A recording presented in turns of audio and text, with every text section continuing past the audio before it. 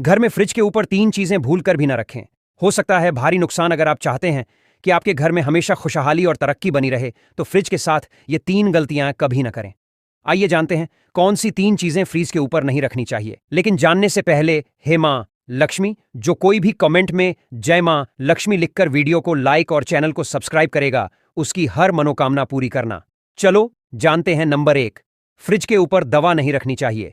ऐसा करने से दवा का असर खत्म हो जाता है। विज्ञान भी इस बात को मानता है। नंबर 2, घर में शांति और सद्भाव बनाए रखने के लिए फ्रिज को हमेशा पश्चिम दिशा की ओर रखें। नंबर 3, वास्तु के मुताबिक फ्रिज के ऊपर धन और सोना नहीं रखना चाहिए। ऐसा करने से कारोबार में नुकसान हो